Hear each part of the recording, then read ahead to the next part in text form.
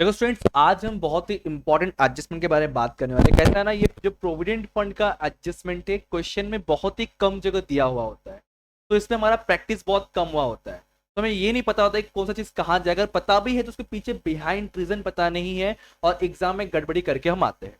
तो आज हम लोग क्या करने वाले हैं, पूरे इन चारों का मीनिंग समझेंगे, एग्जैक्टली प्रैक्टिकली ये ट्रीट कैसे होता है वो समझेंगे, फिर समझेंगे कि इसका इफेक्ट कहाँ क्या जाएगा। और बहुत इंपॉर्टेंट है, सच में बहुत इंपॉर्टेंट है। अगर क्वेश्चन घुमाना होगा बोर्ड को, तो इसमें से कोई ना कुछ पूछ देगा आपको और गड़बड़ कर देगा।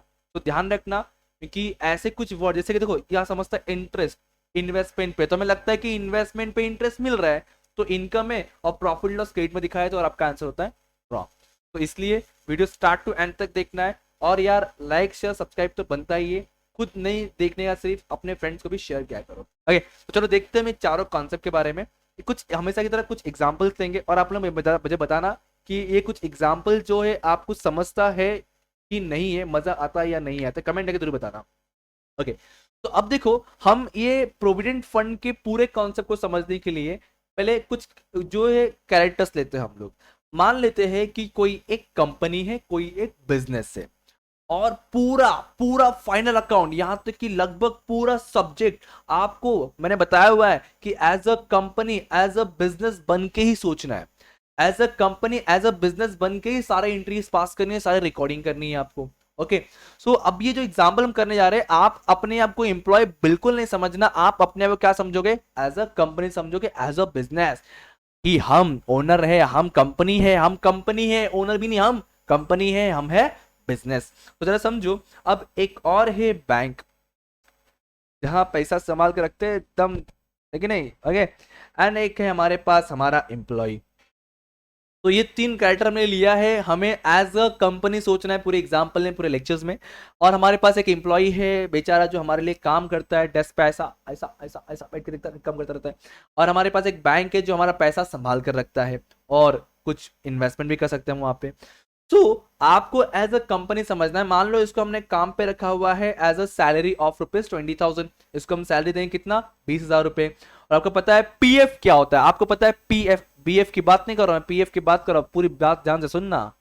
मैं पीएफ की बात कर रहा हूं, दैट इज प्रोविडेंट फंड, जो सैलरी में से एक छोटा सा हिस्सा कट होता है एक एम्प्लॉय का।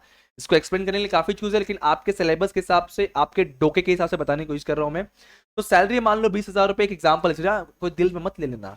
तो ₹20,000 सैलरी है, इसमें से ₹5,000 पीएफ कट हुआ, तो बताओ कंपनी जो बिजनेस है अपने एम्प्लॉय को कितना पे करेगा। तो जो बैलेंस बनता है ₹15,000, वो अपने एम्प्लॉय को पे कर देगा। छोटा सा एग्जाम्पल है, 20,000 सैलरी है, 5,000 पीएफ कट हुआ, और बचा कुछ पैसा हमारे एम्प्लॉय को मिल गया।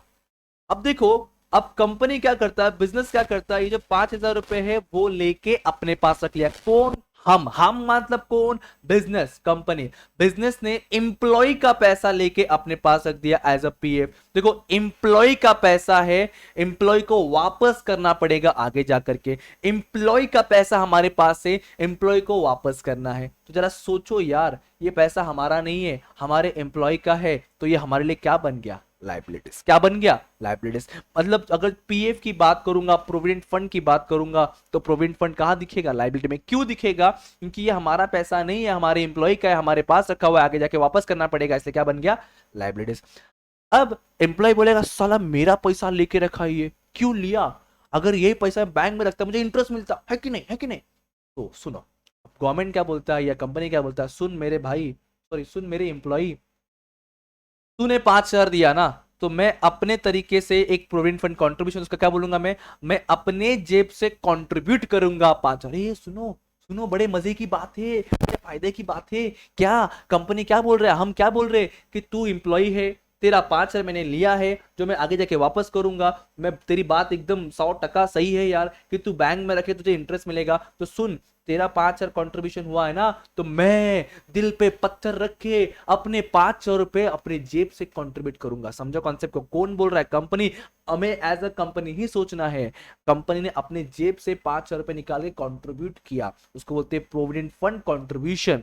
ये कंपनी के जेब से जा रहा है, और जब कंपनी के जेब से जा रहा होगा, तो इस पीएफ कंट्रीब्यूशन में क्या बोलेंगे हम, एक्सपेंडिचर बोलेंगे। क्या बोलेंगे इसको हम, एक्सपेंसेस बोलेंगे। क्या बोला मैंने, रिपीट करता हूं मैंने, प्रोविडेंट फंड एम्प्लॉय का लिया, अपने पास रखा हूं, आगे जाके वापस करना पड़ेगा, इसलिए प्रोविडेंट फंड क्या बन गया, लाइबिलिटी बन गया। अब मैंने अपने भी जेब से थोड़ा सा ऐड किया, अब मैं मतलब कौन, कंपनी, कंपनी अपने जेब से थोड़ा सा पैसा ऐड कर रहा है, कंट्रीब्यूट कर रहा है, तो कंट्रीब्यूशन किसके थ्रू से, कंपनी के थ्रू से, कंपनी के जेब से जा रहा है, इसलिए क्या बन गया, खर्चा बन गया। इसलिए प्रोविडेंट फंड कंट्रीब्यूशन एक्सपेंसेस होता है, इसलिए प्रोविडेंट फंड कंट्रीब्यूशन कहां लिखते हैं हम लोग, प्रॉफिट एंड लॉस के डेबिट में। प्रोविडेंट फंड कहां लिखेंगे, लाइबिलिटी में। प्रोविडेंट फंड कंट्रीब्यूशन कहां लिखेंगे, प्रॉफिट एंड लॉस डेबिट में। क्यों लिखेंगे समझा, क्योंकि कंपनी अपने जेब से एक्स्ट्रा दे रहा होता है। चलो अभी जरा सोचो, इसका 5 उसका 5, कंपनी के पास है 10,000, मैं एग्जांपल लिया मंथली वाला, बाकी जैसे बहुत सारे इंप्लॉइज होंगे, बहुत सारे मंथ्स होंगे, तो कंपनी के पास इंप्लॉय का 5, अपना 5, 10,000 रखा हुआ है। कंपनी तिजोरी में ऐसा लॉक मार के रखेगा, ताला मार के, नहीं ना, कंपनी क्या करेगा, उस पैसे को कहीं तो इन्वेस्ट करेगा। तो मान लो कंपनी ने इस फंड को एक बैंक में टोटल जो पीएफ अमाउंट था उसको इन्वेस्ट कर दिया। देखो कंपनी ने एम्प्लॉय से लिया, वो हो गया लाइबिलिटी प्रोविडेंट फंड। कंपनी ने अपना खुद का कंट्रीब्यूट किया, वो हो गया एक्सपेंसेस जो प्रॉफिट लॉस डेबिट में आ गया। कंपनी ने पूरा पैसा उठाया, कहीं पे इन्वेस्ट कर दिया, कहीं पे इन्वेस्ट कर दिया, इन्वेस्टमेंट कर दिया। कौन सा अमाउंट इन्वेस्टमेंट किया है, प्रोविडेंट फंड का पैसा इन्वेस्टमेंट किया है, इसलिए इसको बोला जाएगा प्रोविडेंट फंड इन्वेस्टमेंट। क्लियर, एकदम डोके में फिट हो गया कि उसको बोलेंगे प्रोविडेंट फंड इन्वेस्टमेंट। अभी मेरा पैसा और एम्प्लॉय का पैसा दोनों मिला के एक जगह पे मैं रखा हुआ हूं, तो कहीं ना कहीं एक तरह का हमारे लिए क्या हो गया, वो असेट्स हो गया। क्या हो गया, असेट्स हो गया। 3 चीज मैंने बताया कि एम्प्लॉय का पैसा जो मैंने लेके रखा हूं उसको रिटर्न करना पड़ेगा, वो मेरे लिए लाइबिलिटी हो गया। मैंने खुद के जेब से कॉन्ट्रीब्यूट किया, वो मेरे लिए खर्चा हो गया। सब मिला जुला करके एक बैंक में बहुत ही प्यारे तरीके से एक फॉर्म भर के मैंने इन्वेस्ट कर दिया है, सो वो इन्वेस्टमेंट लिए क्या हो गया, असेट्स हो गया। 3 कॉन्सेप्ट बताया, provident fund, liabilities, provident fund contribution, profit and loss debit, provident fund investment, asset।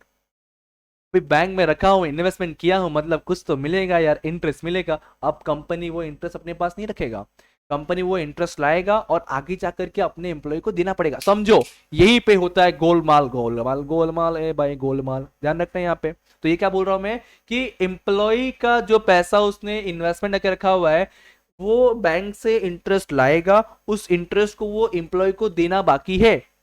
समझो अभी देखो, बैंक से क्या मिला, प्रोविडेंट फंड से मान लो 500 रुपए इंटरेस्ट मिला, मान लो, मानने में क्या जा रहा है, ठीक है, उस इन्वेस्टमेंट से 500 इंटरेस्ट मिल गया। तो अब ये जो इंटरेस्ट है, ध्यान रखना, कंपनी अपने पास नहीं रखेगा, वो पैसा और प्रोविडेंट फंड का पैसा सब एम्प्लॉय को देने वाला है। इसलिए मतलब अगेन ये पैसा हमारा नहीं है, हमारे एम्प्लॉय का। जैसे प्रोविडेंट फंड हमारे एम्प्लॉय का था, वैसे ये इंटरेस्ट भी हमारे एम्प्लॉय का है। इसलिए इस प्रोविडेंट फंड को हम बोलते हैं इंटरेस्ट ऑन प्रोविडेंट फंड। इसलिए यहां पे आएगा interest on provident fund investment, और ये बन जाएगा एम्प्लॉय का पैसा है, एम्प्लॉय को वापस करना पड़ेगा, इसको बोलेंगे लायबिलिटीज। ये पूरा कॉन्सेप्ट है, याद रखना। ऐसे देखो तो कुछ नहीं समझेगा, स्टेप बाय स्टेप देखोगे समझ जाएगा। रिपीट करता हूं मैंने क्या बोला, देखो यहाँ पे 4 कॉन्सेप्ट हम देख रहे हैं यार। एक कोई प्रोविडेंट फंड, दूसरा क्या था, प्रोविडेंट फंड इन्वेस्टमेंट, तीसरा क्या था, provident fund sorry interest on provident fund, तीसरा है इन्वेस्टमेंट, फिर है प्रोविडेंट फंड कंट्रीब्यूशन। अगर स्टेप बाय स्टेप देखा जाए तो पहले प्रोविडेंट फंड था, फिर कंट्रीब्यूशन था, फिर इन्वेस्टमेंट था, फिर इंटरेस्ट था। अब जरा मुझे बताओ, मैंने घुमा फिरा के लिखा है क्योंकि जरूरत नहीं है ना कि क्वेश्चन में ऐसा स्टेप बाय स्टेप पूछे, तो ध्यान के रखना है, स्टोरी याद रखना है कि हम इन बिजनेसमैन है, हम ओनर है, हमने एम्प्लॉय से पैसा लिया जो है लाइबिलिटी, हमने अपने जेब से डाला जो है एक्सपेंसेस, फिर इन्वेस्टमेंट कर दिया वो है एसेट, इन्वेस्टमेंट से इंटरेस्ट मिलेगा, वो इंटरेस्ट मेरे एम्प्लॉय को वापस करूंगा तो वो भी है लाइबिलिटी। तो मुझे बताओ प्रोविडेंट फंड किस में आएगा, सर ये हमारा नहीं है, हमारे एम्प्लॉय का हम लेके अपने पास रखे, तो ये हमारे लिए सर आएगा लाइबिलिटीज में। ओके, इंटरेस्ट, सर मानता हूं बैंक में इन्वेस्टमेंट किया है, बट जो उस पर इंटरेस्ट मिलेगा ना सर, वो इंटरेस्ट भी ना मैं अपने एम्प्लॉय को दूंगा, एम्प्लॉय को दूंगा मतलब एम्प्लॉय का पैसा हुआ, तो एम्प्लॉय का पैसा हमारे पास रखा हुआ है, तो क्या बोलेंगे उसको भी लाइबिलिटीज। इन्वेस्टमेंट, एक पूरा पैसा मैंने इन बैंक में जमा करके रखा है, तो एक तरह का मैंने इन्वेस्टमेंट किया है। इन्वेस्टमेंट किस में आता है सर, एसेट्स में आता है। सर प्रोविडेंट फंड कंट्रीब्यूशन, अरे कंपनी के जेब से जा रहा है, कंपनी के जेब से जा रहा है, खर्चा हो रहा है, खर्चा, एक्सपेंस, एक्सपेंस किस में आता है, प्रॉफिट लॉस डेबिट में आ जाएगा। तो ये पूरा कॉन्सेप्ट है अपना, याद रखना कि provident fund, provident on provident fund, provident fund investment और प्रोविडेंट फंड कंट्रीब्यूशन। ये पूरा चाहिए तो आप लोग लिख के रखना यार, बहुत इंपॉर्टेंट है। बहुत जगह पे ये चीज हम देखते नहीं है, ध्यान देते नहीं है, बहुत एग्जाम में पूछ गड़बड़ हो जाएगा मेरे ख्याल से ना, आपके प्रोजेक्ट एग्जाम में शायद ही 1-2 क्वेश्चन में दिया रहेगा। ठीक है, पढ़ते रहो, बढ़ते रहो, आगे बढ़ते रहो। Thank you so much, bye bye, जय हिंद दोस्तों।